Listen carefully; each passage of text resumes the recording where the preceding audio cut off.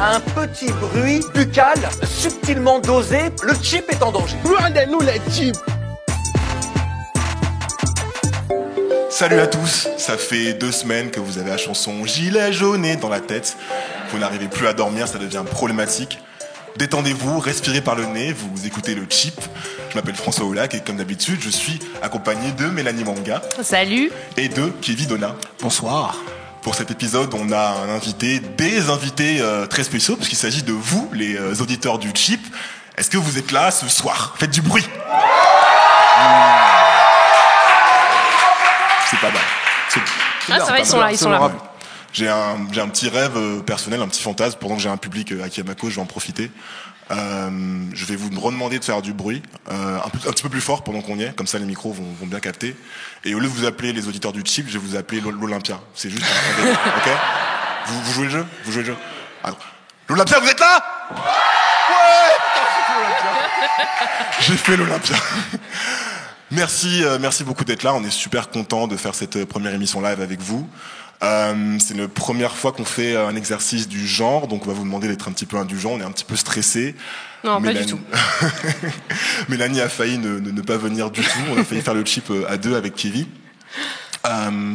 C'est une émission interactive. On va vous demander de réagir avec nous, si vous le souhaitez, bien sûr, lors du trash ou iconique. On a un petit micro qui va passer parmi vous si vous voulez absolument réagir, dire mais attends, ce que tu dis là, François, c'est scandaleux. Mélanie, pourquoi tu dis ça, c'est de la merde. Ou Kevin, t'es nul. Enfin, désolé, j'ai pas de truc pour toi. Donc n'hésitez pas. Si vous capturez l'émission, que vous prenez des photos, des vidéos, des trucs comme ça. Si vous tweetez l'émission, n'hésitez pas à utiliser le hashtag ChipLive. Le Chip Live. Le ChipLive, excuse-moi. Voilà, comme ça, on pourra mettre à jour nos profils pics. Au sommaire de cette émission, on a regardé la série Access du comique et humoriste Ahmed Silla, qui a été diffusée sur C8. Sous ses airs de comédie un peu inoffensive, c'est une série beaucoup plus intéressante qu'il en a l'air. On va parler de représentation, on va parler de tokenisme, on va parler de whitewashing, ça va être cool. Ensuite, en parlant de whitewashing, on va également faire un jeu en deuxième partie d'émission, le blackwashing. On va prendre des films, on va prendre des séries qu'on aime bien et que je pense que vous connaissez tous, et on va remplacer les acteurs et actrices principaux par des acteurs de couleur. Je vous laisse deviner de quelle couleur, voilà. Grand remplacement. Grand remplacement. Est-ce que ce programme vous tente? Est-ce que ça vous plaît? Ça vous va? Bon, tant mieux, parce qu'on n'a pas de plan B, ça tombe très bien. On commence avec le trash ou iconique, c'est bon?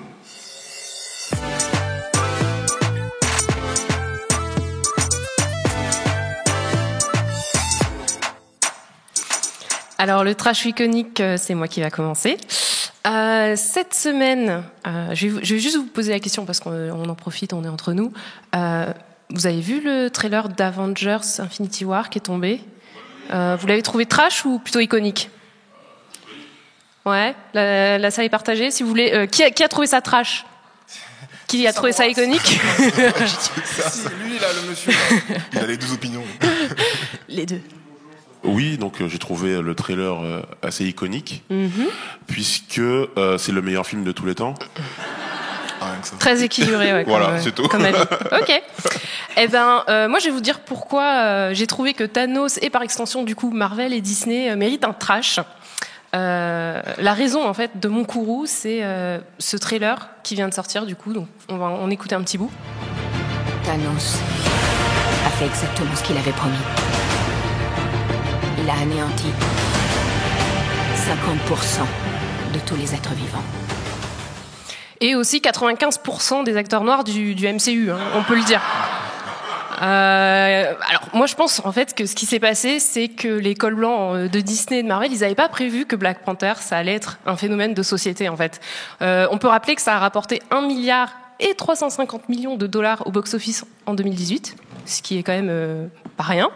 Dans le dernier film Avengers Infinity War, on voit en fait le traitement du Wakanda, c'est un peu fait par-dessus la jambe. On rappelle que c'est le pays mythique d'où vient Black Panther. Et on voit quoi, un coucher de soleil un peu à l'arrache, un laboratoire petit avec budget. tu vois, un peu petit budget, un laboratoire avec une cellule pour sauver les colons blancs qui sont là. Enfin, la bagarre en 3D dans le terrain vague était vraiment pas ouf. Tu vois, avec Black Panther, on est censé avoir kiffé le Mais film. non, et c'est tout. pas Mais Black non, on Panther, parle de... c'est- Ah, t'as rien suivi, on parle de Infinity War C'est quoi, 1. j'arrête. Mais j'y connais rien en MCU en même temps. Et ouais, moi j'ai trouvé que les efforts envers les personnages noirs qui sont hyper populaires au final de Black Panther ont été minimum, quoi. Et du coup, Infinity War, ça raconte comment le méchant Thanos veut détruire 50% des êtres vivants en collectionnant des pierres d'infinité pour un gant qui lui permettra de claquer les doigts et, spoiler alerte, éliminer 50% de la population de l'univers. Donc voilà, les gens partent littéralement en poussière une fois qu'il a claqué des doigts. Et ce qui reste très intéressant, c'est que au final, il y a très peu de héros noirs en vie à la fin du film. Alors moi, j'ai fait 2 petites catégories. On a les morts collatérales, celles des gens qui se sont opposés à Thanos lors de sa quête, et on va dire les morts par claquement, quoi. Alors, les morts par Thanos, on peut compter sa fille Gamora. Dans le film, elle est verte, mais elle est incarnée par Zoé Saldana, donc qui est noire, dans quand la- même. dans Hein, la vraie donc vie. je la compte. En vrai. Voilà. Ensuite, on a Heimdall, qui est incarné par Idris Elba, qui est mort. Et dans les morts par claquement, on a donc T'Challa, le King lui-même, hein, donc aucun respect. Le plus gros de l'armée du Wakanda. On a aussi Falcon, alias Sam Wilson, qui est le pote de Captain America. Et on a aussi Nick Fury, Samuel L. Jackson lui-même, quoi. On est sans nouvelles de Nakia, de Shuri, de Ramonda, qui est la maman de Black Panther, ni même de Wakabi, donc Daniel Kaluuya. Et ils n'ont même pas en fait été conviés dans le film, encore une fois, parce que les gens, ils n'avaient même pas prévu que Black Panther, même avec des méga stars, pourrait marcher. Donc personnellement, je crie vengeance. Il reste que Okoye, donc Danai Gurira et M'Baku, qui survivent de manière sûre et certaine, ce qui fait en fait 2 personnages secondaires noirs pour tout le MCU qui ont survécu. Donc voilà, moi j'ai un peu le seum personnellement. Ils ont fait le ménage. Voilà, c'est ça. Donc il faut savoir qu'il reste, dans ce trailer, on voit les gens qui ont survécu, on voit qu'il reste Clint, donc je sais pas, le mec là qui tire des flèches. C'est Arrow, non? C'est ça? Non, mais non, c'est. Je connais vraiment rien sur la Arrow, je suis désolé. Il nous reste Ant-Man, qui est complètement inessentiel, on peut le dire. Il est blanc. Oui, bah voilà, c'est ça. Je mets en relief les gens qu'ils ont gardés, quoi. Oui, par Bon, rapport bref. à T'Challa. Ouais. Et il reste Black Widow qui traîne quand même depuis 125 ans dans le MCU sans avoir eu son propre film solo. Enfin, bon. Donc moi j'ai plusieurs questions qui se posent. Thanos est-il républicain, identitaire, CRS? Que font les gilets jaunes? Enfin je sais pas, quoi. Du coup je serai dans mon siège de cinéma le jour de la sortie en avril prochain et j'ai bien l'intention que chaque habitant du Wakanda soit ressuscité dans une forme olympique, surtout Shuri qui est la meilleure princesse Disney ever pour moi. Mais si vous n'êtes pas d'accord, vous avez le droit d'avoir tort, c'est pas grave. Donc voilà, je décerne donc à Marvel Disney et Thanos, c'est un trash de vibranium. Voilà. Et je demande des réparations pour les Noirs du Wakanda et de Marvel, Wakanda Forever.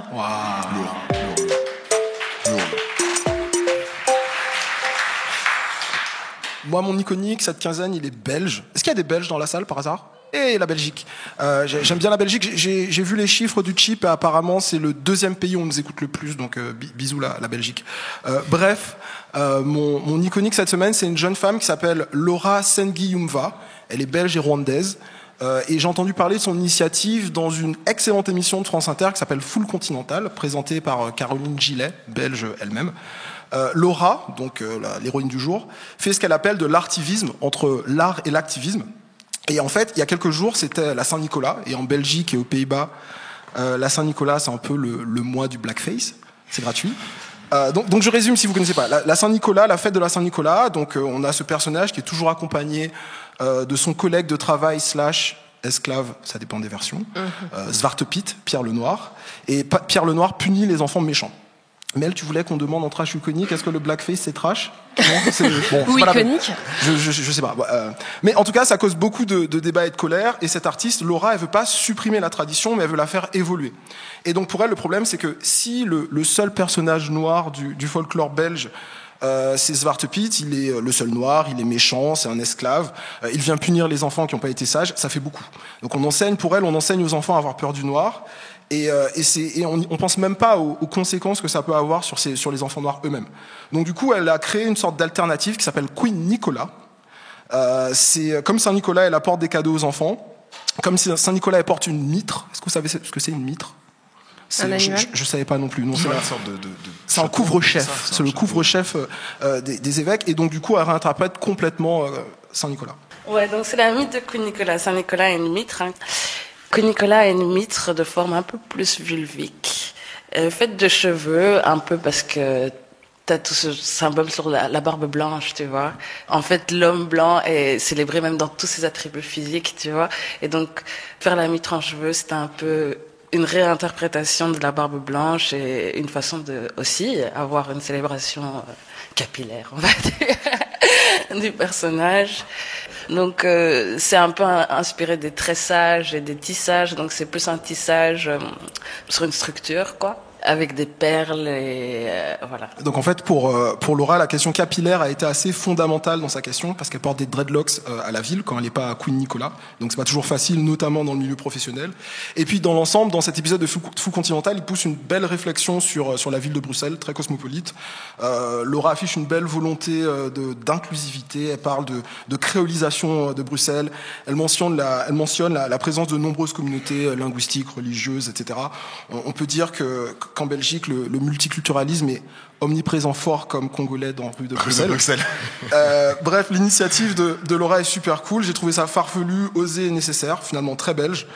Tout ça se passe dans le contexte de la réouverture du musée de Tervuren, donc qui est le musée royal d'Afrique centrale, donc voilà, qui retrace l'épopée coloniale belge, et qui est fermé depuis 2013 et qui réouvre ses portes ce mois-ci. Donc il y a beaucoup d'attentes, notamment parce que le musée maintenant se veut décoloniser, donc hâte de voir ce que ça...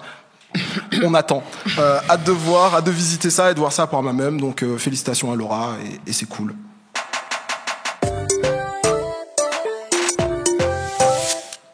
Alors moi, mon trash iconique, c'est Kevin Hart qui a été évincé de la cérémonie des Oscars. Est-ce que quelqu'un a suivi? Est-ce que quelqu'un a envie de réagir là-dessus? J'ai cru voir une main se lever au fond. Dis-moi tout. Je dirais à la fois trash mais à la fois ico. Parce que les tweets qui ont été ressortis étaient quand même forts. Mais en même temps, est-ce qu'il y a une question de prescription? Parce qu'on parle de tweets qui avaient bien 10 ans, il me semble. Ouais, 2011 environ. C'est ça. Entre 2009 et 2011, ouais. Et par la même occasion, il me semble qu'il a fait une réponse sur son Instagram où il disait que il avait bien fait une erreur, mais qu'en même temps, il avait grandi. Du coup, je suis vraiment perplexe sur cette histoire. D'accord, t'es un peu partagé en fait, finalement. Ouais. Alors, je vais rappeler un peu la timeline pour les gens qui n'ont pas forcément entièrement suivi. La chronologie. La chronologie, excuse-moi. Bon, déjà Kevin Hart, pour ceux qui vraiment ont dormi sous une pierre, acteur, humoriste nord-américain. On le connaît notamment pour Soul Plane, pour Scary Movie, pour Think Like a Man. C'est l'une des personnalités, des 100 personnalités les plus influentes du monde selon la liste 2015 du Time Magazine. Et ben ouais. Okay. Et on va le voir dans un film qu'on attend tous, le remake américain d'Intouchable. The Upside.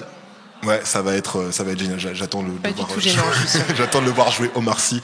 Alors la timeline, en gros, les Oscars annoncent que Kevin Hart va présenter la cérémonie en 2019.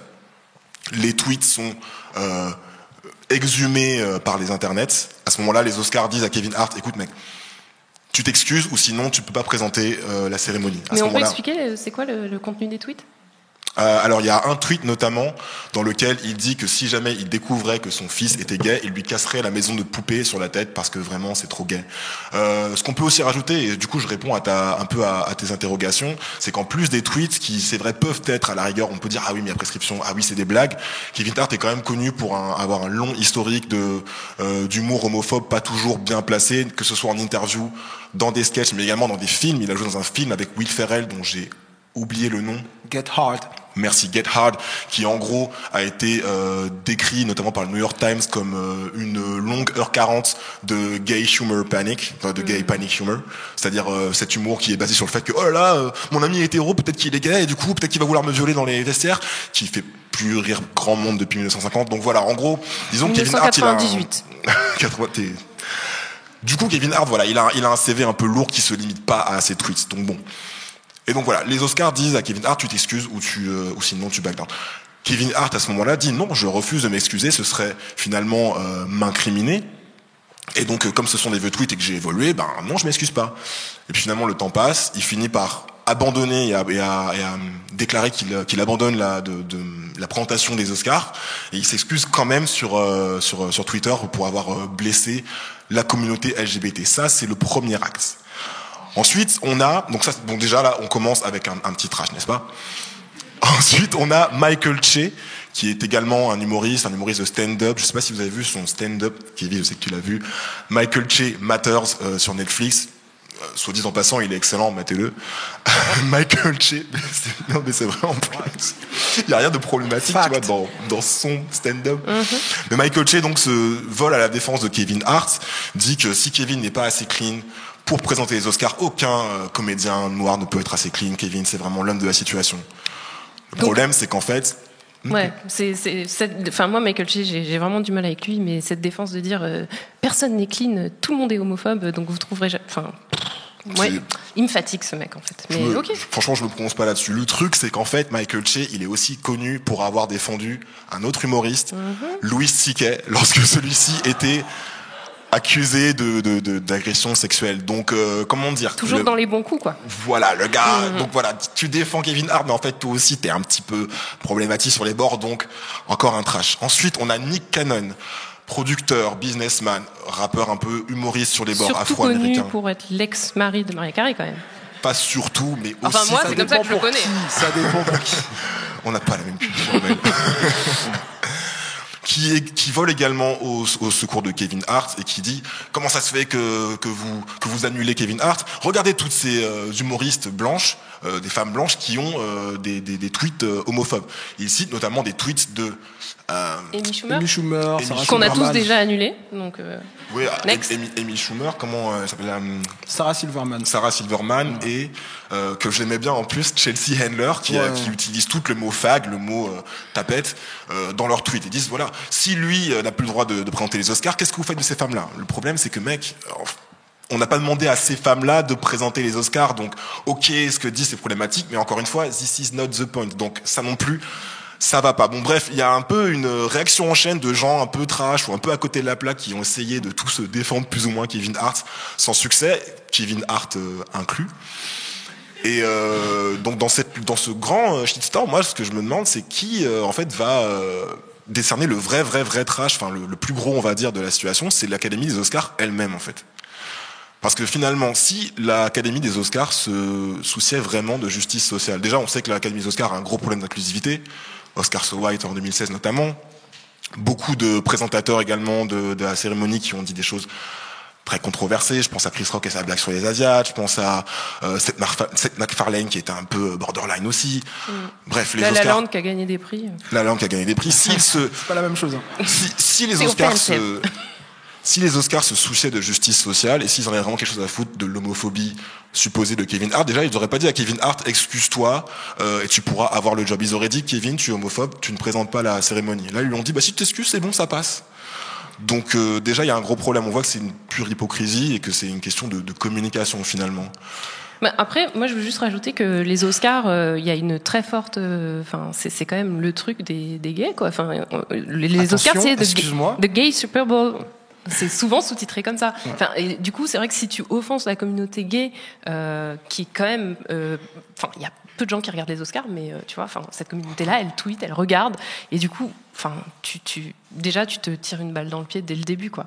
Donc, c'est marrant parce que moi, j'ai vu des articles passer qui disaient justement que Oscar So White, certes, mais Oscar So Straight aussi. Parce que à part Neil Patrick Harris, bien sûr, je dis pas dans la représentation et dans ce que les Oscars proposent, mais en tout cas les fans des Oscars, c'est clairement ça quoi. Bien sûr. Et donc bon, cerise sur le gâteau de merde, faut pas oublier que les Oscars l'an dernier ont nommé Casey Affleck accusé de viol ou d'agression. Qui a payé deux femmes qui l'avaient accusé de viol et d'agression sexuelle. Voilà. Et Mel Gibson, qui est quand même le mec qui est plus raciste que tous tes oncles racistes réunis. Donc voilà, si les mecs se préoccupaient vraiment de justice sociale, déjà ils auraient donné l'Oscar à DiCaprio pour Loup Wall Street. Hein, ils l'auraient pas filé à... Quoi Loup Wall Street, parce qu'il a eu pour The Revenant.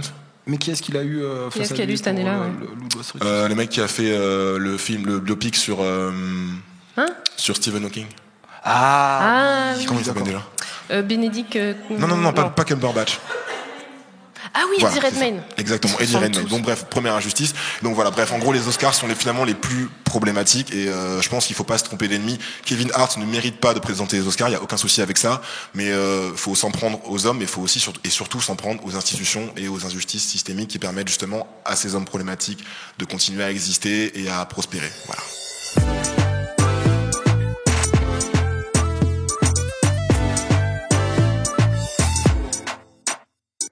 Aujourd'hui, je vais vous parler donc d'Access, la série d'Ahmed Silla diffusée sur C8. J'avais pas mal d'appréhension en fait. J'étais un peu partagé. D'un côté, je voulais regarder plus de séries, de programmes made in France. On parle beaucoup d'US en plus. Hein. Ouais, voilà. Beaucoup de culture VO. Et j'ai eu du mal à vous avoir dans mon coin pour regarder ça. Ahmed Mais Silla, mec. Ouais. J'étais tellement méfiant. Mais en fait, c'est une méfiant. double bonne surprise parce que c'est plus drôle et mieux joué que la majorité de ce qu'on peut voir, ce qu'on a l'habitude de voir à la télé française. Et aussi parce que voilà, Ahmed Silla, c'était pas forcément ma cam. En fait, pour être honnête, je connaissais assez mal.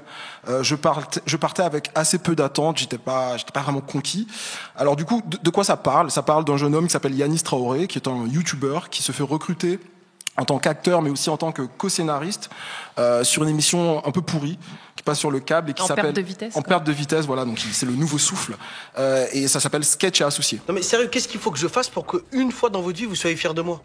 Mais c'est pas à nous de te dire. La seule chose importante, c'est de travailler.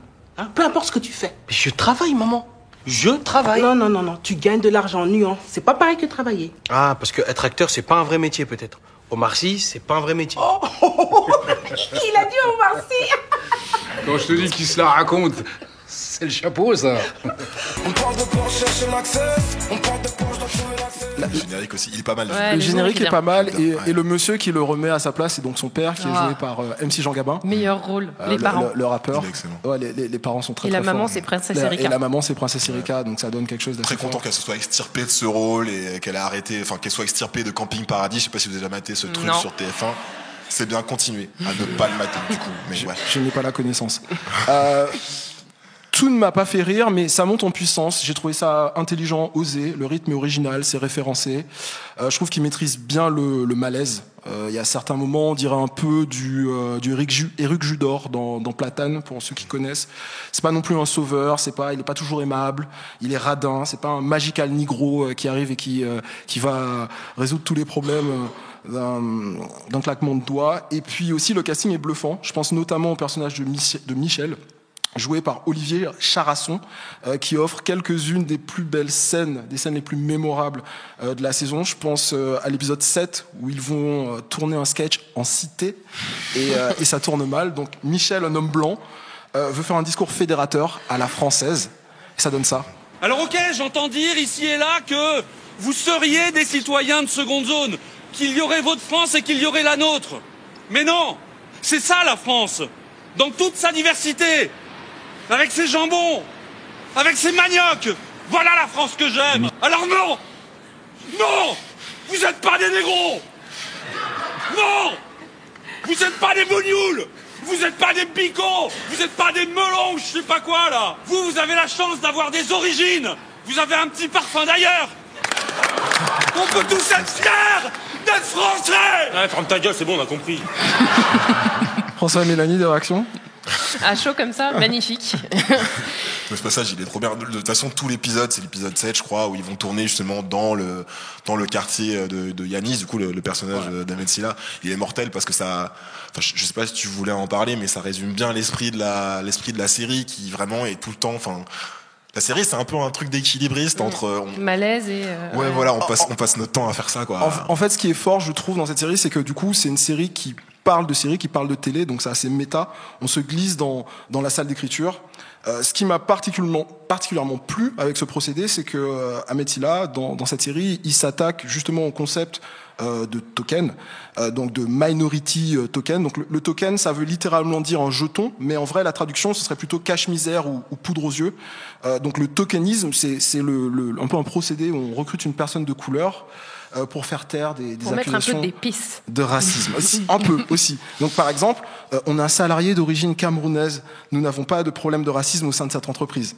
Ah ok, ça va alors. Voilà. T'as d'autres citations comme ça, exemple? Non, mais je peux freestyler là-dessus. Hein. Et à l'écran, on le remarque assez vite, le token, en général, c'est celui qui montre aux blancs comment devenir cool. Voilà, c'est souvent ça. Et puis un truc assez drôle, c'est dans South Park, le personnage de Token s'appelle Token, son nom de famille c'est Black, donc il s'appelle Token Black, donc ça c'est bien. Et je veux pas réouvrir le débat sur la place qu'on n'accorde pas d'ailleurs aux comédiens noirs à la télévision, mais plutôt à celle qu'Ahmed Silla lui a su s'accaparer, celle qu'il a su occuper. La question du tokenisme, ça se passe souvent dans les coulisses, dans les salles d'écriture. Ça tombe bien, chaque épisode d'Access démarre par un sketch qui est en cours d'écriture.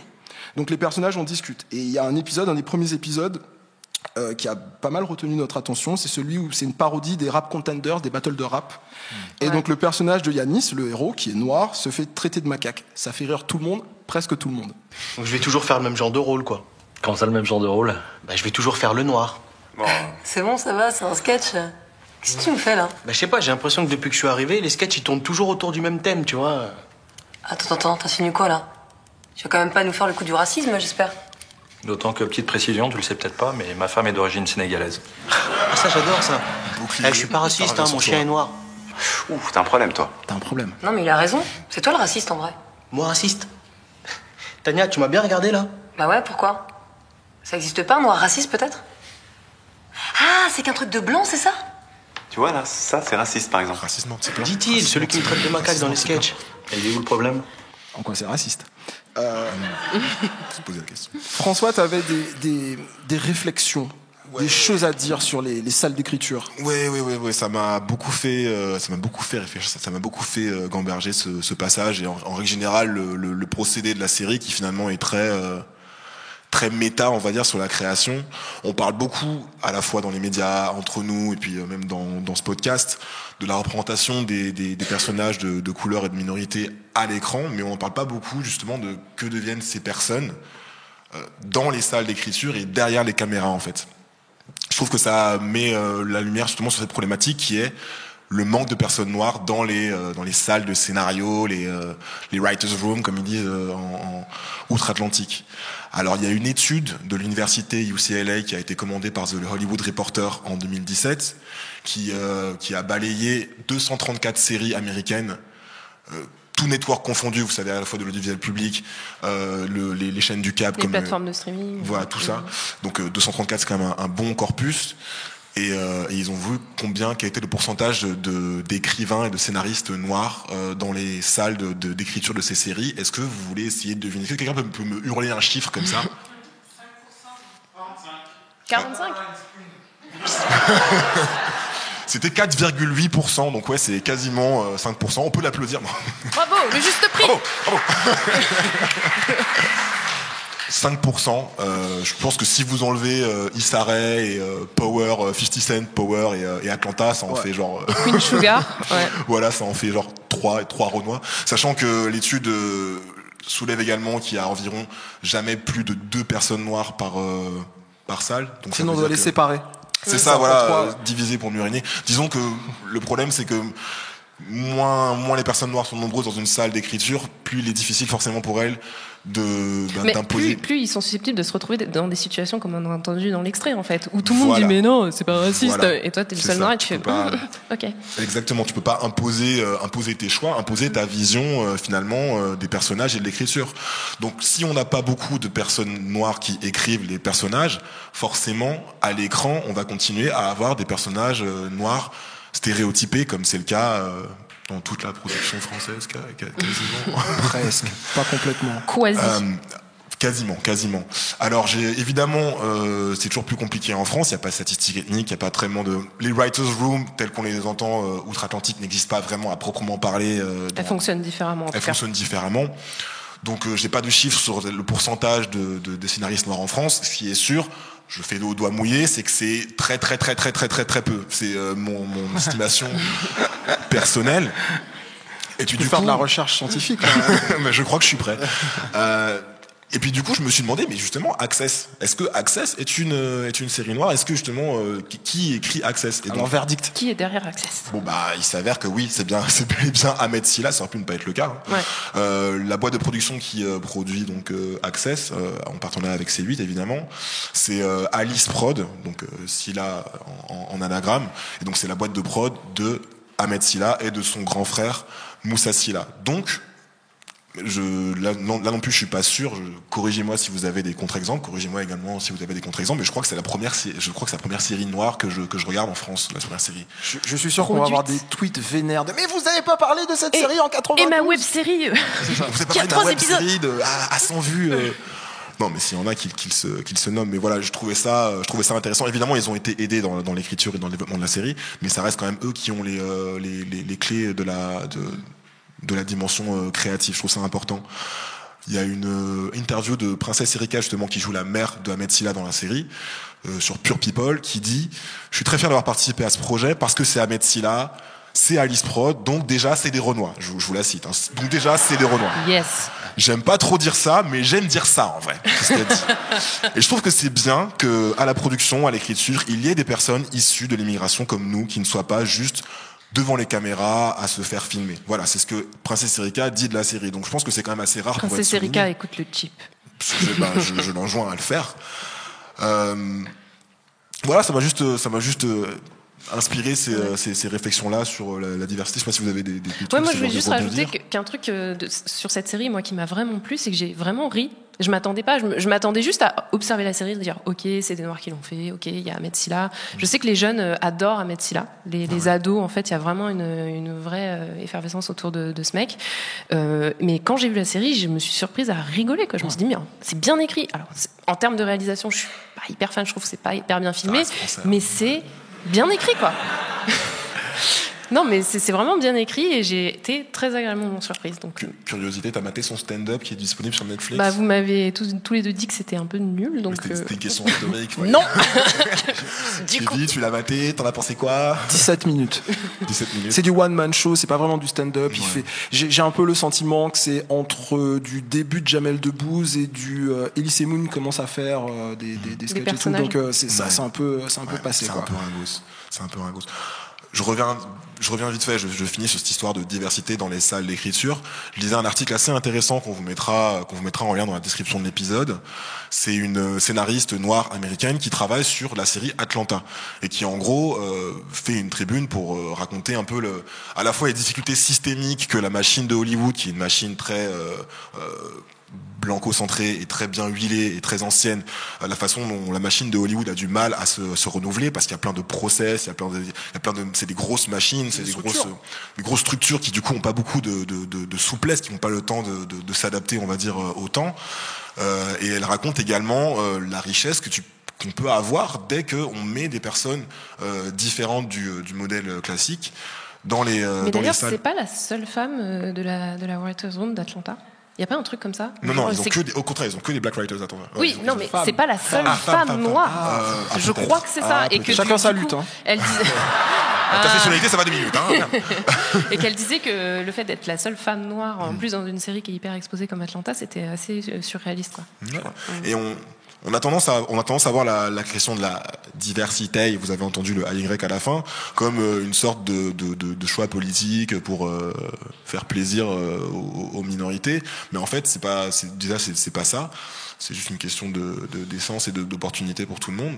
Et puis ça permet aussi d'avoir des histoires différentes et de qualité en fait. Et donc la scénariste qui écrivait cette tribune dans le Guardian, elle donne cette anecdote. Elle rencontre un mec qui lui dit franchement, votre série Atlanta, c'est ma série préférée ever. Le mec, c'était un mec de 60 ans du Texas. Donc je trouve que c'est un bel exemple. Qui a sûrement voté 3 fois pour Obama.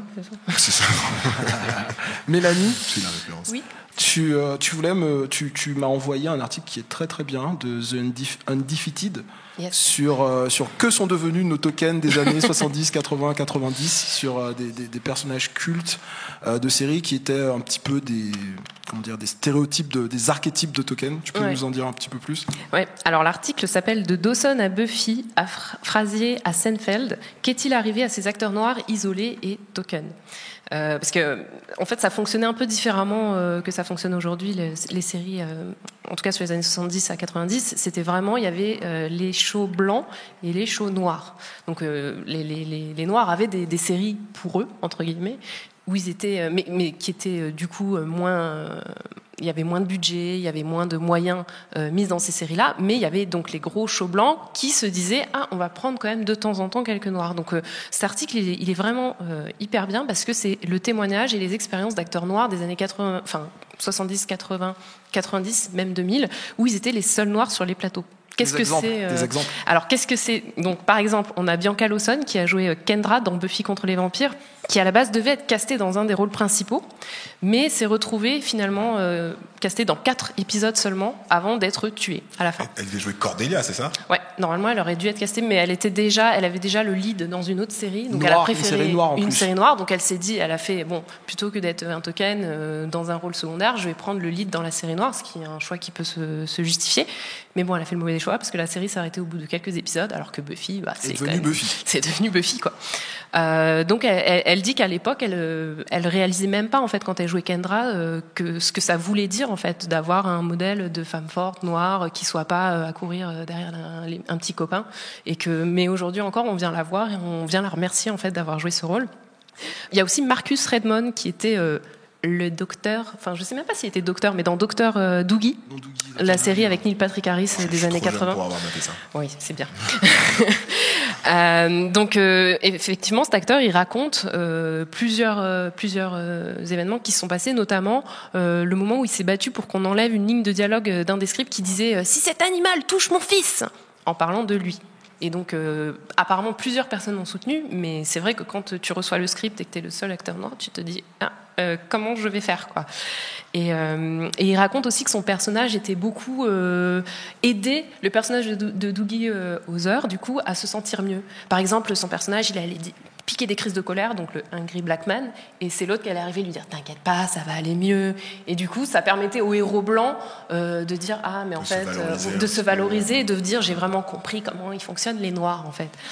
Bref, et pour terminer, on a encore Sean Baker, de la série VIP, qui était une très mauvaise série qui avait été diffusée sur TF1 avec Pamela Anderson. Ça vous dit quelque chose ? C'était post-Alerte à Malibu. 2 épisodes. Ouais. C'était des années 2000, non ? Ouais, voilà, c'est une espèce de comédie un peu nulle, sur les aventures de Pamela Anderson.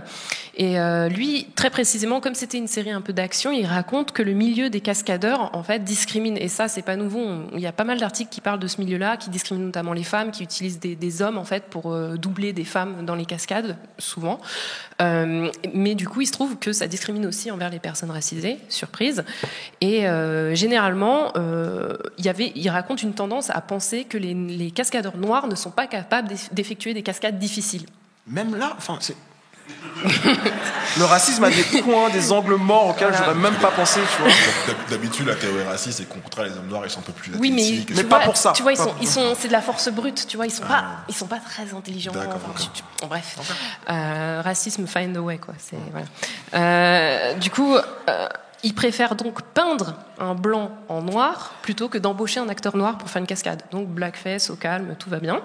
Et lui, il raconte avoir même refusé, avoir dit me mettez pas dans cette scène d'action-là, parce que je sais que vous allez prendre ce mec-là pour me doubler et faire un blackface, quoi. Donc lui-même a demandé à être retiré, ce qui est quand même hyper fort, quoi, quand t'es un acteur et que c'est ton gagne-pain, quoi. J'avoue que moi j'aurais laissé le cascadeur blanc en blackface prendre le risque de la cascade à ma place, mais c'est moi, ça c'est moi. Faire le double flip en voiture. C'est ça, ouais. Vas-y, mec. Donc ouais, vraiment c'est un article à lire, c'est très intéressant, ça permet de revoir des visages qu'on avait un peu oubliés. Il y a aussi la fille de Melrose Place, je sais pas si vous vous souvenez de la saison 1 de Melrose Place, où il y avait une Vanessa Williams. Exactement, une actrice noire qui a été virée en saison 2 parce que le public n'arrivait pas à s'identifier à elle. Tu comprends ? Et si je me souviens, ce qu'il disait aussi dans l'article, c'est qu'il voulait rajouter un peu plus de sexe entre les personnages, et il voulait les faire pas, tous coucher les uns avec les autres, et ils se disent ouais, mais s'il y a une noire et qu'ils vont tous coucher ensemble, du coup, le public, non, c'est emmerdant. C'est emmerdant. Donc voilà, donc ça c'est intéressant parce que c'est un truc auquel on pense pas. On se dit bah non, c'était progressiste au final d'avoir un ou deux noirs dans ces séries de notre enfance, mais en fait il y a toujours des problématiques qui sont là et qui s'expriment quoi. Moi, le sentiment que j'ai en conclusion, c'est que avec Access, on commence un peu à remettre ça en question dans la télévision française. Malheureusement, la série est un flop. Un gros flop. Pas dans nos cœurs. Les audiences sont pas bonnes. 372 000 téléspectateurs en moyenne, soit 3,5% des 25-49 ans, leur cœur de cible. Le démarrage a été encourageant, mais les derniers épisodes ont fait moins d'un pourcent. C'est marrant, ça fait comme c'est une série déjà très méta, ça fait une belle mise en abîme du coup, parce que comme la série ne marche pas en vrai. Pour l'instant, il y a déjà 12 épisodes qui ont été diffusés sur C8. La série est suspendue, sauf qu'il en reste 8, mais il y a beaucoup de flou, on ne sait pas quand est-ce que ce sera diffusé. Donc j'en appelle mais tout est dispo sur MyCanal, il me semble. Tout est dispo sur MyCanal, je crois, même si on n'est pas client Canal+. Moi, je suis pas abonné quoi que ce soit, et j'ai pu tout mater, donc évidemment. Légalement ? Oui, légalement. Ok. On vous mettra on vous mettra le lien. C'est ça. Donc allez sur MyCanal voir Access avant qu'il ne soit trop tard. Voilà. Est-ce qu'il y en a parmi vous qui ont vu Access ? Oui, non ? Si, il y a quelqu'un. Est-ce que vous avez deux mots à dire sur la série ou... C'était nul. J'ai pas envie que tu voulais poser la question après le jingle en fait. J'ai vu 2 épisodes. Ouais. 2 mots à dire. J'ai vu celui où ils sont en huis clos. En huis clos et il y a un incident qui se passe et Ahmed Silla ils sont obligés de se démerder sur l'incident avant de pouvoir sortir de la salle parce que sinon il y a un gros souci, etc. Et en fait ce que je voulais dire sur la série, je pense que pour moi ils sont peut-être un peu trompés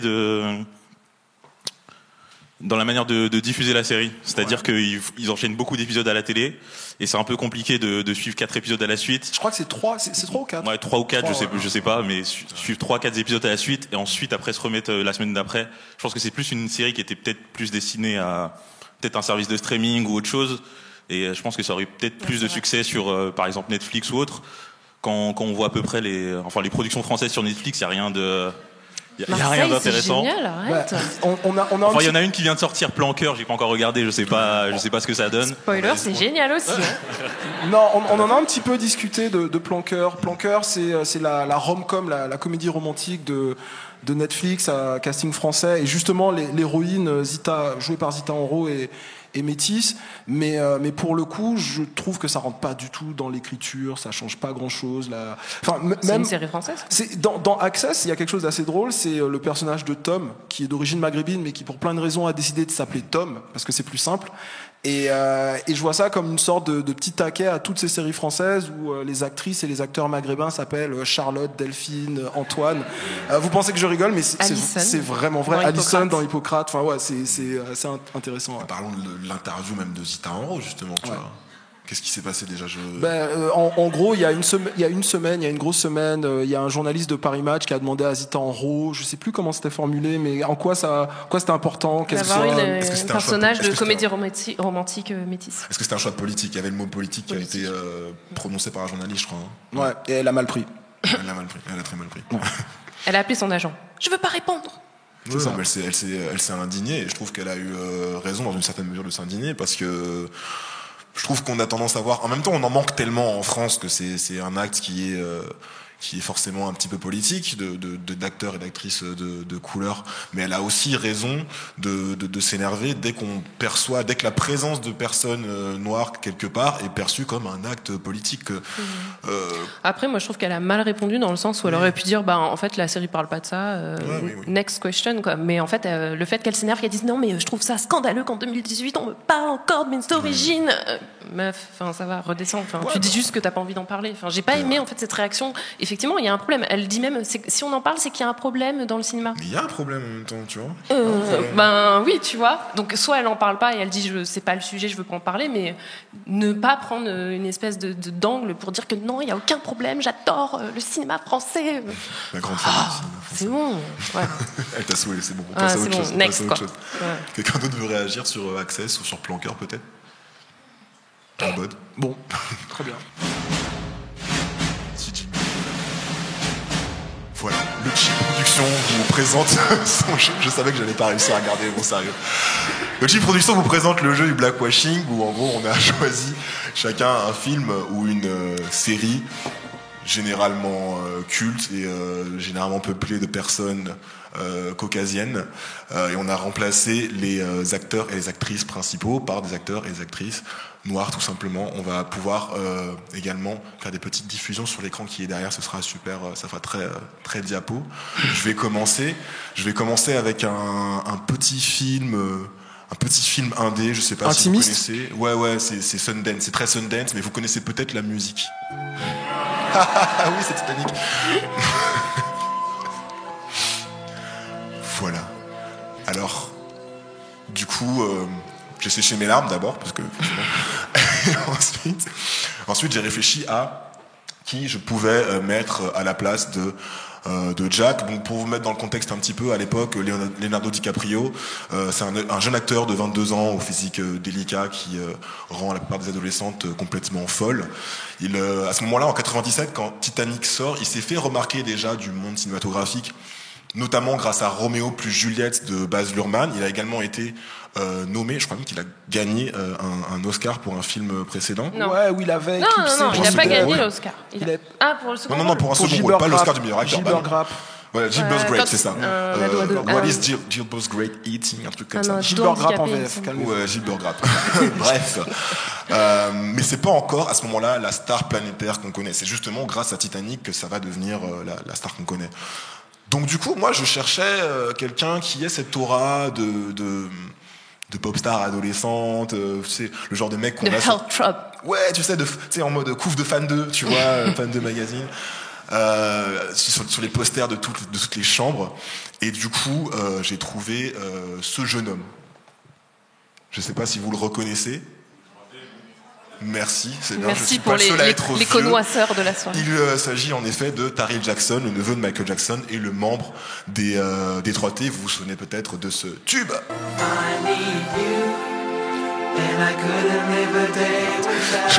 Je vois de l'émerveillement sur des visages. Ceux qui s'émerveillent, vous êtes vieux, donc vous devriez avoir honte. Voilà.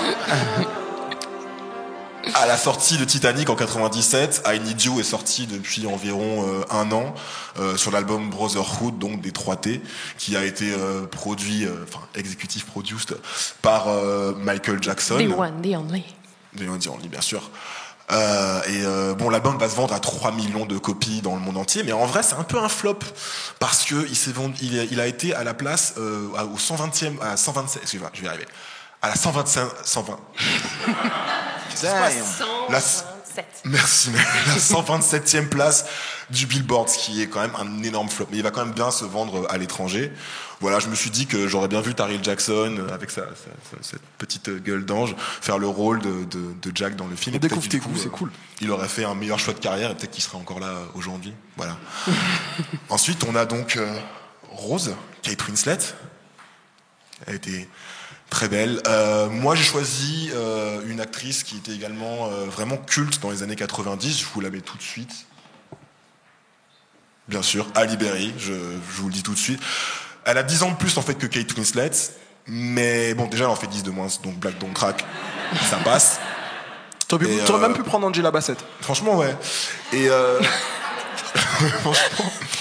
Et je trouve qu'elle colle bien en rôle de Rose Dawson, parce que bon, elle a un physique de jeune première comme Kate Winslet. Je pense que c'est un des critères pour lequel elle a été choisie. C'est un lead role. Elle était toute jeune à l'époque, elle avait 22 ans, donc forcément il fallait un physique de jeune première. Elle a également cette intensité dramatique qu'on va retrouver dans les rôles un peu ultérieurs de Kate Winslet. Personnellement, Kate Winslet, c'est une de mes actrices préférées. Je l'ai adorée dans Eternal Sunshine of the Spotless Mind, dans Carnage, et je trouve que c'est une actrice extrêmement talentueuse. C'est une actrice les plus oscarisés de sa génération. Et Halle Berry, justement, est la première actrice noire à avoir reçu l'Oscar de la meilleure actrice en 2002. Pour Catwoman. Non, pas pour Catwoman. Pour Gothica. De quoi? Pas pour Gothica. Non, pas pour Gothica. Je sais pas pourquoi tout le monde hate sur Gothica. J'ai adoré ce film. J'ai grave flippé. Je l'ai maté en Guadeloupe, seul dans la maison de mon grand-père avec des bêtes d'enceinte. Ça a un peu joué sur l'ambiance. Non, mais c'était vraiment flippant. Ok. Non, vraiment, c'était un vrai souvenir. Bref, en tout cas, voilà, première actrice oscarisée en 2002 pour Monsters Ball. Et donc voilà, je trouve que c'est une actrice qui a à la fois l'intensité dramatique. Elle a joué dans des blockbusters tels que X-Men et Boomerang. Donc voilà, je trouve que X-Men est dans des comédies romantiques comme Boomerang. Donc je trouve qu'elle a l'élasticité pour le rôle. Voilà. Ensuite, on a Billy Zane, le méchant du film. Ah, on aimait bien le détester, lui. Nobody. Avec sa mèche, là. Oui. Alors là, j'ai eu un petit couac en fait. Au début, je pensais à un acteur également culte noir des années 90. Vous le connaissez sûrement, Wesley Snipes. Je voyais bien parce que Billy Zane, le méchant, c'est le mec qui est un peu, c'est un aristocrate avec des manières un peu doucereuses, mais en même temps, il a beaucoup de. Enfin, on sait que c'est un salaud et ça va se révéler dans le film. Et je trouve que voilà, Wesley Snipes avec son aura de bad boy, surtout à l'époque. À l'époque, en fait, 1 an après la sortie du film, il faisait Blade, où il avait vraiment le rôle du mec badass. À l'époque, il était déjà en plus un acteur assez connu. Il avait déjà fait Les Blancs ne savent pas sauter. Il avait fait déjà des films un peu high profile. Bref, je trouvais qu'il collait bien. Et avec son aura de bad boy, je trouvais qu'il y avait cette violence latente qu'on a dans le personnage de Billy Zane qui collait bien. Le petit problème, je sais pas s'il y en a qui sont au courant, c'est que...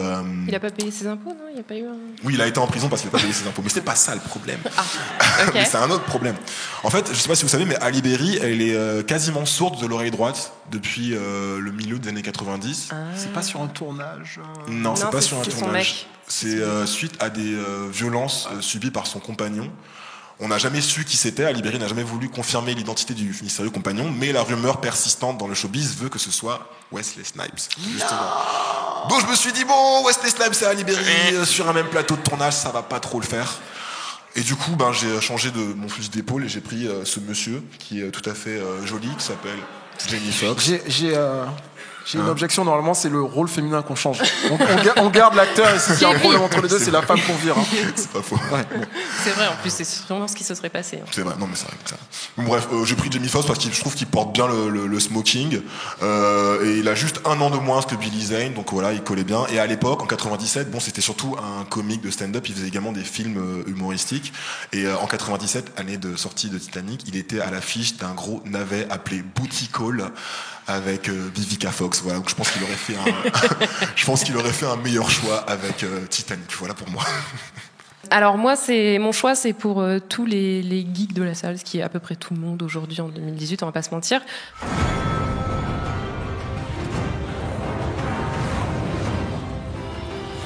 Donc ouais, moi j'ai choisi de recaster Game of Thrones, qui est quand même un show qui, on le sait, n'a aucun problème de diversité, de whitewashing, tout va bien. Voilà, donc moi j'ai décidé de mettre un peu de noir dans cette série. Donc mon numéro 1, c'est Jon Snow. Évidemment.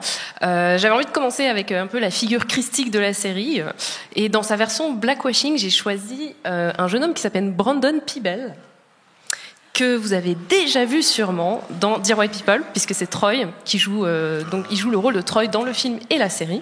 C'est le beau gosse du campus qui fait se pâmer un peu les filles, qui marche dans les pas de la carrière politique d'Obama. Donc voilà. Excuse-moi, c'est dans Dear White People la série ou le film? Les deux, je l'ai dit. Je suis pas très. Excuse-moi. Je suis pas très fidèle. Pas MCU, pas Dear White.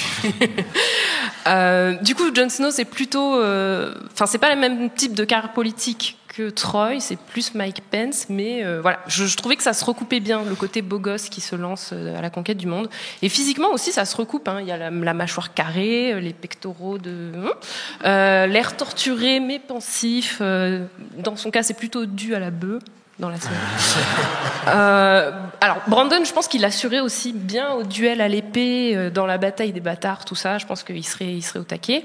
Et il serait très crédible aussi dans le rôle du mouton noir de la famille, qui est à la fois athlétique, mais aussi noble de cœur, destiné à devenir un peu le roi du monde.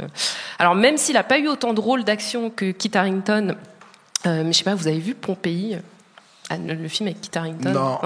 Non, on aurait pu s'en passer. Hein. Donc il n'a pas eu autant de rôles d'action, mais je trouve qu'il a une certaine physicalité, si je puis dire, qui a été déjà mise à profit dans Insecure et Les Experts.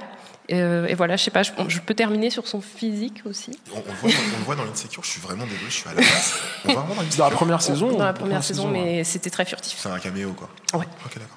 Voilà. Numéro 2, j'ai choisi du coup Daenerys Targaryen, donc la tante de Jon Snow, c'est pas un spoiler. Ça date d'il y a quelques années déjà. Donc ouais, les Targaryen, on va pas se mentir, c'est un peu les Ariens de Westeros. Donc je suis bien contente de pouvoir les recaster, notamment la descendante aux cheveux argentés, celle qui a jamais brûlé, blablabla, qui joue sur son temps libre avec ses animaux de compagnie un peu vénères, donc des dragons pour ceux qui regardent pas. Désolée, c'est soirée spoiler Game of Thrones pour ceux qui regardent pas. Alors moi j'ai choisi Gugu Mbatha-Raw. Voilà, qui en plus dans la grande tradition du casting de Game of Thrones, qui est une série américaine, c'est une actrice britannique. Ils ont à peu près 90% de leurs acteurs faire les accents un peu qui viennent de loin, tu vois. Donc Gugu, elle est née 3 ans avant Emilia Clarke, donc elle aurait carrément pu être castée dans Game of Blacks, comme j'aime l'appeler. Vous l'avez sûrement pas vue dans ses rôles principaux de films indépendants. Mais elle a fait un film de costume qui s'appelle Belle, où elle joue l'enfant d'une esclave qui sera élevée dans l'aristocratie. Ah tiens, elle joue une esclave. Oui, l'enfant d'une esclave, mais son père est aristo. Donc elle joue entre les deux, en fait. Tu vois. Passer la ligne. Voilà. Et elle a aussi joué dans un drame romantique qui s'appelle Beyond the Lights, avec Ned Parker. Ceux qui se rappellent de l'accident industriel Birth of a Nation, voilà, c'est lui.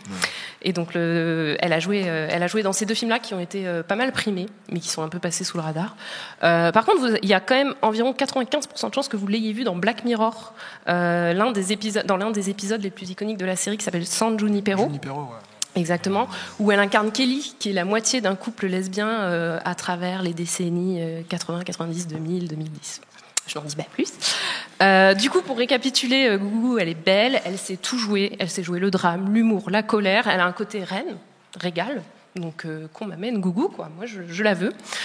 En numéro 3, je caste la reine-mère, la Queen Bitch, Cersei Lannister.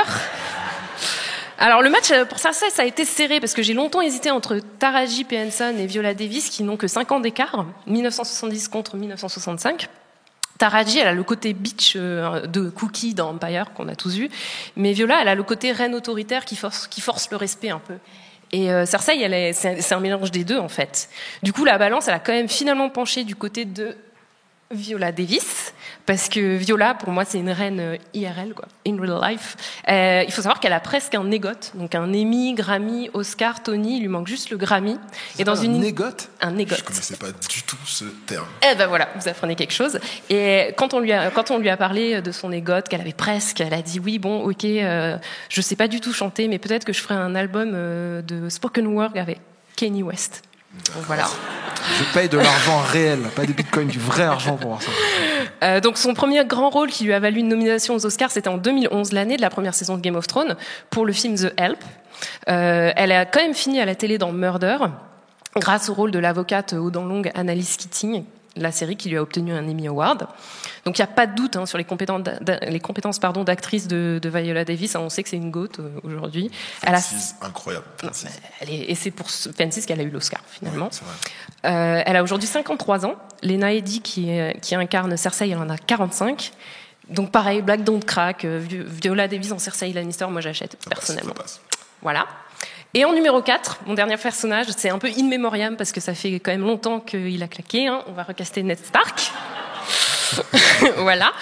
Alors, il nous faut quelqu'un aux épaules carrées, quelqu'un qui dégage de l'assurance, qui a un côté un peu patriarche, quelqu'un qui a été à la guerre, qui a tué quelques mecs, qui n'avait pas suivi les ordres, quelqu'un qui aime l'ordre mais qui a gardé son grand cœur. Et donc, même s'ils ont quelques années d'écart, j'ai quand même pris une décision exécutive que tout Hollywood en fait devrait prendre. J'ai casté Idris Elba. Normal. Bon. Du coup, voilà, Sean Bean, qu'on a vu dans Le Seigneur des Anneaux avant Game of Thrones, il est né en 1959. Idris, qu'on a vu dans la grande série classique The Wire, et qui a depuis repris le rôle de James Bond au cinéma dans nos cœurs. Dans nos têtes, dans nos têtes. Voilà. Est né en 1972. Donc effectivement, il y a de l'écart, mais pour moi ça passe. Idriss, il est poivre et sel depuis bien longtemps, donc il a ce côté patriarche. Il l'a, quoi. C'est le héros dont on a besoin, mais qu'on n'aura pas parce qu'on le mérite pas. Et puis même s'il meurt en premier dans la série, c'est pas grave parce qu'il y a plein d'autres noirs du coup dans Game of Blacks. Voilà. C'est à moi maintenant. Là, c'est à Non, ça. Moi, j'ai choisi un film parce que j'avais envie d'un prétexte pour parler de voyage dans le temps.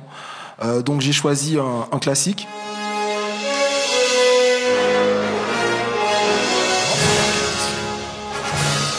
Retour vers le futur.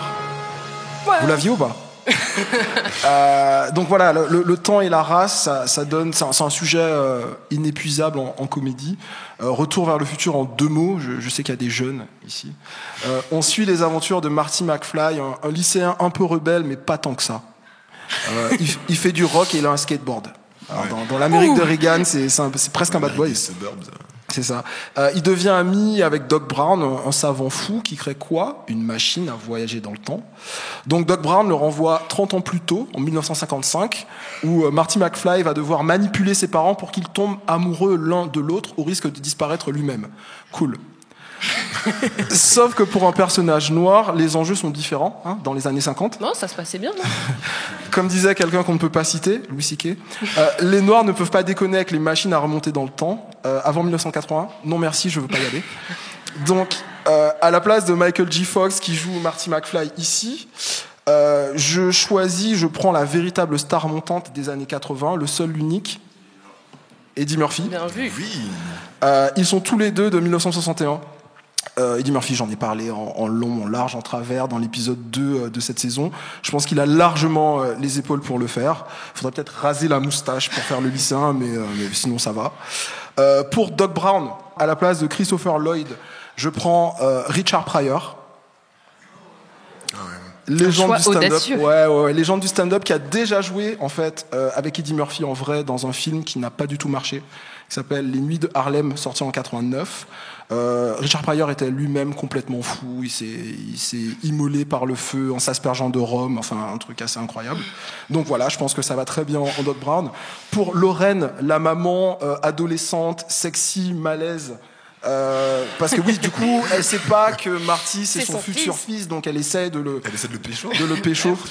Il faut que tu revoies ces films. Donc du coup, Marty est très mal pendant tout le film. Je me suis dit bon ben ok, si on va aller dans ce sens-là et qu'on le blackwash, je prends elle. Vanessa Williams, pas celle que tu as mentionnée, l'autre. Il y a 2 actrices, Vanessa Williams. Elle, c'est à l'époque, elle commence sa carrière d'actrice. 3 ans plus tôt, elle avait été élue première Miss America noire de l'histoire des États-Unis. Donc je pense que si on la met elle comme maman, la tension et le malaise va être encore plus fort. Et puis pour finir, la brute, Biff Tannen. Lui. Alors, le type auquel j'ai pensé, son nom vous dit rien, son vrai nom vous dit rien, il s'appelle Laurence Tureau, mais en vrai, c'est lui. Mr. T. En plus, Eddie Murphy s'est toujours fait un malin plaisir à clasher Mr. T en stand-up, donc j'imagine que sur le plateau, en tournage, ils règlent leur compte. Donc voilà, ça c'est mon cast, mais en vrai, qu'est-ce que ça change de mettre des acteurs noirs dans Retour vers le futur? Il y a une scène, à mon avis, qui n'existerait pas, probablement pas. C'est une scène clé, la scène de la boum, donc vers la fin du film où ces 2 parents justement doivent se choper, donc sa vie en dépend. Le guitariste du groupe noir se blesse la main, donc il faut quelqu'un pour le remplacer. Qui le remplace? Marty McFly, bien évidemment. Il leur propose de jouer un bon vieux rock bien rétro, et puis ensuite il se déchaîne et malmène sa guitare à la Jimi Hendrix. Bon, attention les gars, c'est un riff de blues en si. Pour les changements, vous me regardez et vous essayez de me suivre, d'accord?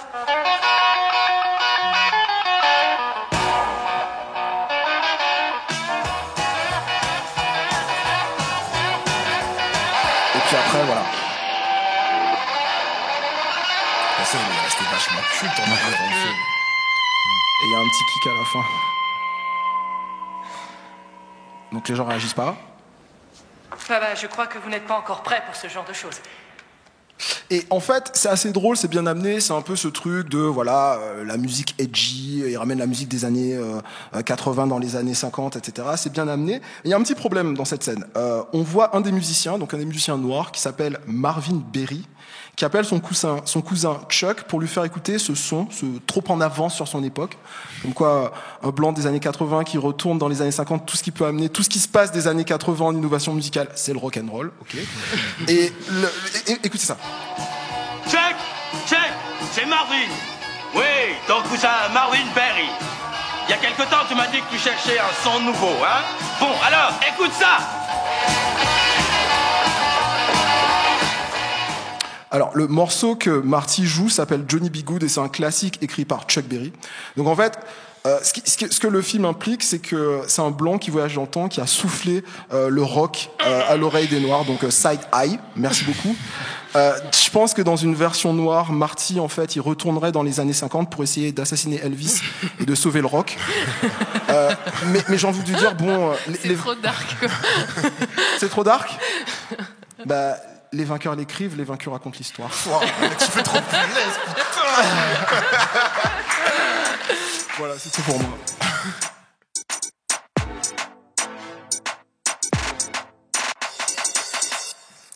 Lorsqu'on a fait ce jeu, on a eu un débat en interne sur qu'est-ce qu'on fait en termes de règles, quelles limites on s'impose.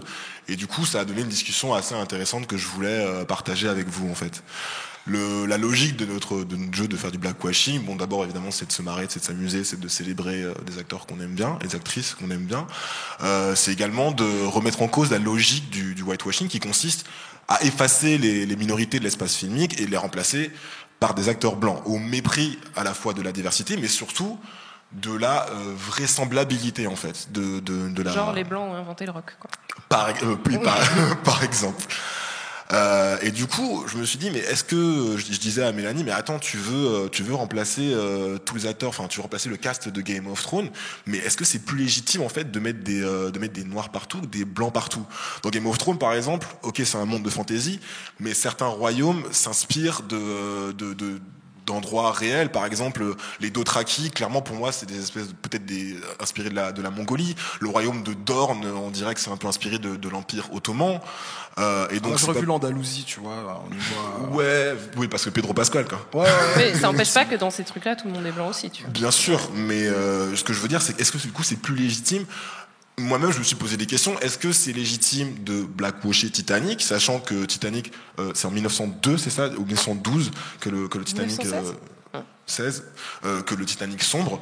En 1916, le Titanic, loi Jim Crow, il y avait très certainement 0 noir à bord. En fait, fun fact, on a fait des recherches et en fait, il y en avait un. C'était un ingénieur haïtien qui s'appelait Philippe Laroche.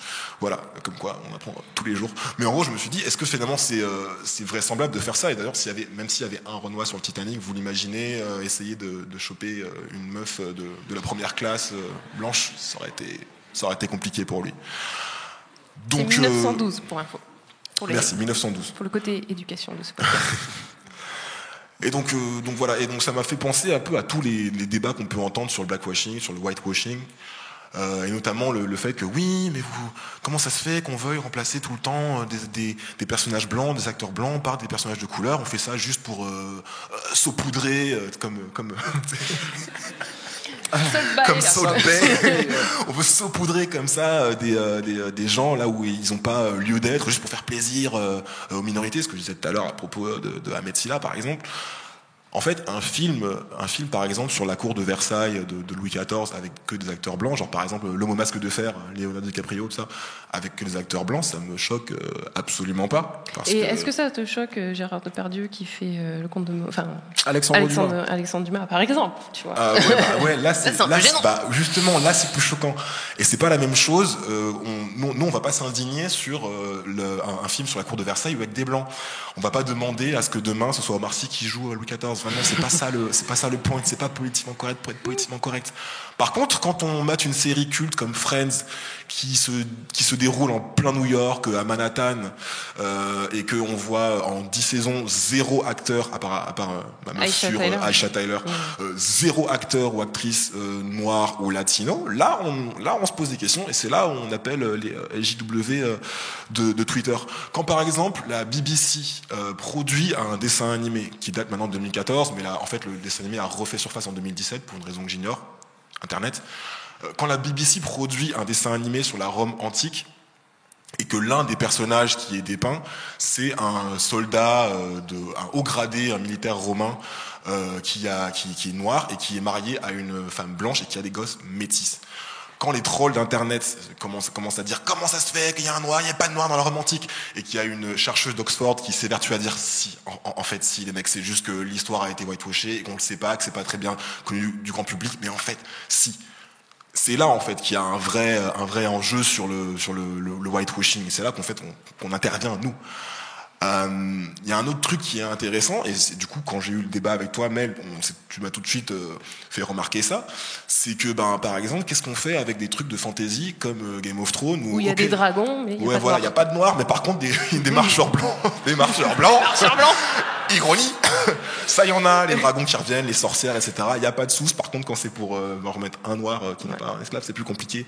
Il y avait un débat l'an dernier aussi, où il y a 2 ans, une polémique par rapport au film Ghost in the Shell. Ghost in the Shell, c'est un manga assez culte, dans lequel le personnage principal c'est un androïde, c'est une femme androïde, une femme robot. Et donc le rôle avait été attribué dans l'adaptation américaine à Scarlett. Merci, Scarlett Johansson. Et donc tout le monde a fait comment ça se fait qu'elle soit pas japonaise? Mais c'est quoi en fait l'ethnicité d'un robot? Après le casting de Scarlett, ça lui demandait juste de jouer un robot, ça, elle a les qualités. Shade, c'est petit. Mais voilà, du coup, il y a un débat qui est intéressant, et je trouve que voilà, tout n'est, désolé pour l'expression, mais tout n'est pas tout noir, tout n'est pas tout blanc. Oui. C'est bon, ça c'est fait. Ni dans un sens ni dans l'autre, et ça pose des questions intéressantes, et je voulais vous les mettre sur la table. Donc voilà, on s'est posé toutes ces questions avant de faire le jeu. Et puis, si vous voulez absolument savoir ce qu'on s'est dit que dans un monde où Tom Cruise arrive au Calmito, le dernier samouraï, dans la samouraï pour sauver le Japon médiéval, en mode vous inquiétez pas les mecs, I got you, on s'est dit que ça va tuer personne de mettre des noirs sur le Titanic, donc voilà.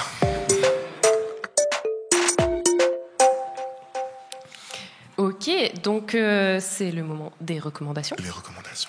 Du cheap. Du coup, moi, j'ai décidé d'être hyper corpo ce soir, à l'occasion de ce live, et j'ai décidé de recommander 2 podcasts de chez Binge Audio. J'aimerais parler de Kif Taras et de Miroir Miroir, qui sont aussi appelés les podcasts sponsorisés par le Grand Remplacement. Non, je rigole. Mais en fait, 2077, ça arrivera vite en France. C'est 2077, oui. La date française? J'ai fait des recherches. Oui. Au States, c'est 2050, ça va. 2044. Eux, c'est avant, et nous, c'est 20 ans. 2077. Ouais. On est toujours en retard sur les States, de toute façon. Notez la date. On est différents. Donc voilà, on va parler de Kif Taras pour commencer.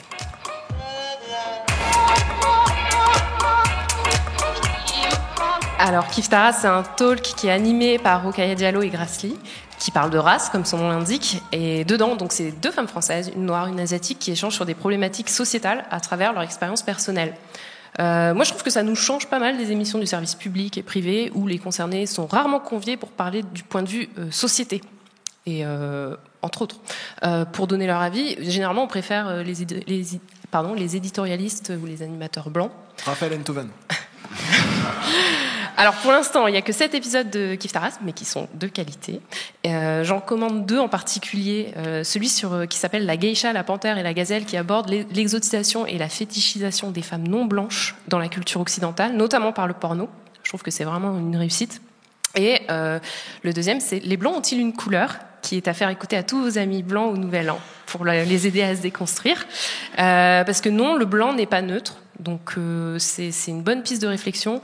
Je trouve que le côté en fait personnel aussi des expériences de Rokhaya et de Grace c'est vraiment intéressant, notamment celui de Grace. Je trouve qu'on n'entend pas beaucoup encore les personnes asiatiques, et on a besoin de les entendre en France parler de leur expérience et parler de comment elles voient en fait leur identité. Je pense que c'est vraiment intéressant. Donc voilà, Kif Taras, c'est un mardi sur 2 sur Binge Audio. Donc Miroir Miroir, qui est animé par la journaliste Jennifer Padjemi, qui est parmi nous ce soir. On l'a déjà... Applaudissez-la bien fort.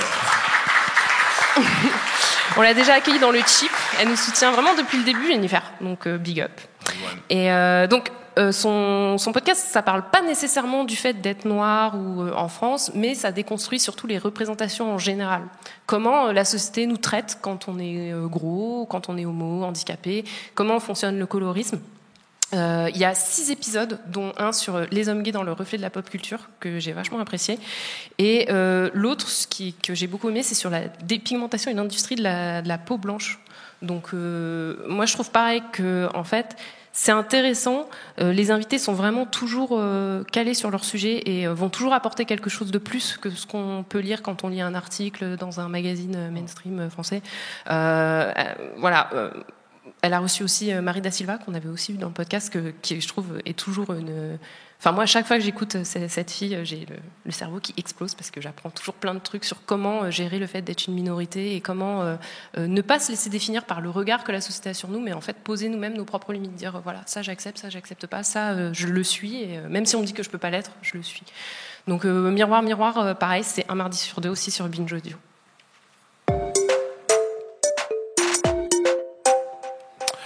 Moi, ma recommandation, ça va pas être très long. C'est un livre qui s'appelle Noir entre peinture et histoire. Ça a été écrit par Grégoire Fauconnier et Naïl Verendoy. Donc c'est un ouvrage qui est apparu cet automne. Ça rassemble environ 300 œuvres d'art qui questionnent la représentation des personnes noires dans l'art européen depuis le Moyen-Âge. Donc il y a une 50aine d'œuvres qui sont détaillées, qui sont regroupées dans une dizaine de thèmes différents. C'est assez varié, c'est beau. C'est une question aussi qui revient assez souvent dans nos discussions, la façon dont les musées, les peintures, etc. Rendez les artefacts. Ça, c'est aussi un truc dont on parle. Et donc les thèmes en question, ça va de la religion, par exemple, avec Balthazar, le mage noir, donc qui est représenté dans des peintures classiques, à la domesticité. Ils expliquent aussi que l'abolition de l'esclavage est beaucoup plus mise en scène que la période sombre de châtiment corporel qui, ça, finalement, est pas tant représenté que ça dans l'art occidental. C'est cool, ça fera un chouette cadeau de Noël. Je vous le dis parce que je me le suis déjà acheté, donc pas la peine de me l'offrir. C'est le genre de cadeau qu'on m'offre en triple. Donc voilà, allez-y, c'est vraiment bien. Noir entre peinture et histoire, et c'est édité chez Omniscience.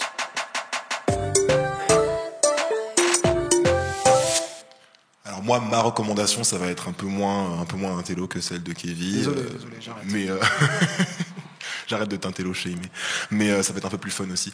C'est une comédie de danse qui s'appelle Step Sisters. C'est l'histoire de Jamila, qui est une étudiante afro-américaine qui fait partie d'une sororité. Vous savez, c'est comme les fraternités, vous savez, les frat boys, ces espèces de grandes maisons dans lesquelles les étudiants vivent en communauté. Sauf que là, c'est la même chose avec que des femmes. Entièrement composées de femmes noires, et leur passion, c'est le stepping. Pour ceux qui savent pas ce que c'est que le stepping, ceux qui ne sauraient pas ce que c'est cette espèce de danse ultra chorégraphiée. Tu peux nous faire une démo ou... Alors ça va être difficile, très très difficile. Mais en gros, on tape des mains, on tape des pieds sur le sol, et on envoie des invectives très puissantes. On dirait un peu un haka. Tu sais, on dirait un peu un haka, on dirait un peu une danse presque martiale. Et en fait, c'est très chorégraphié, c'est très impressionnant à voir. Et en fait, c'est typique des universités afro-américaines, les HBCUs, comme on les appelle. Je sais pas si vous avez vu le Coachella de Beyoncé, le concert de Coachella. Qui n'a pas vu? Levez la main. Ouais, enfin, on va faire l'inverse. Qui a osé ne pas voir le concert de Beyoncé à Coachella? T'as pris combien de temps à voir Lemonade, François? Dis la vérité. 2 ans. Ah, real talk. Le gars, arrête de m'exposer comme ça. Bref, le début du concert, vous savez, avec les mecs qui jouent de la trompette et qui tapent et qui crient et qui s'insultent, etc. Quand il fait Lick my balls, et ben ça, c'est un hommage justement à la culture des HBCUs et du step-in. Et donc, bref, Jamila, pour obtenir une lettre de recommandation à l'université Harvard, elle a besoin d'aider. Elle se retrouve obligée, en fait, par un de ses doyens, d'apprendre le stepping à un groupe, à une sororité de femmes blanches. Et donc.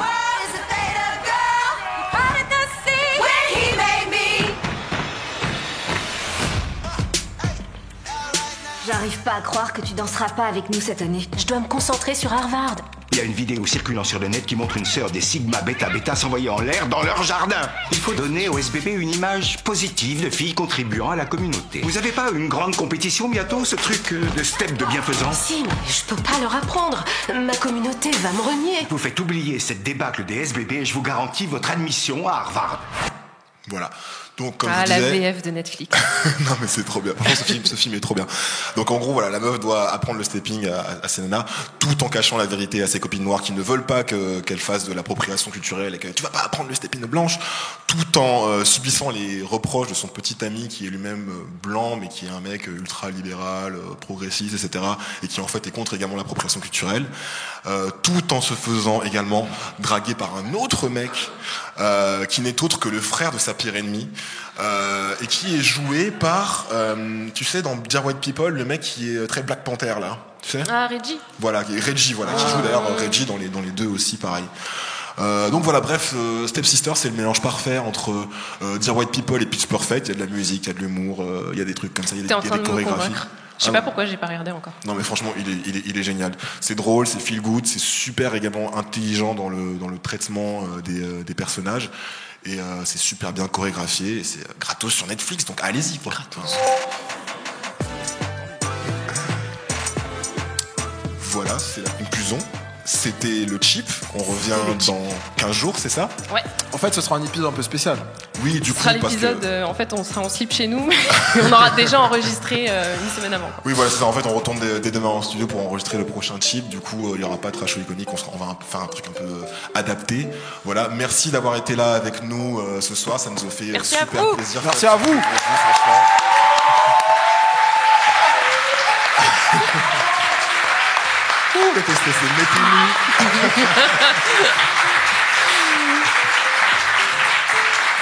Mettez-nous.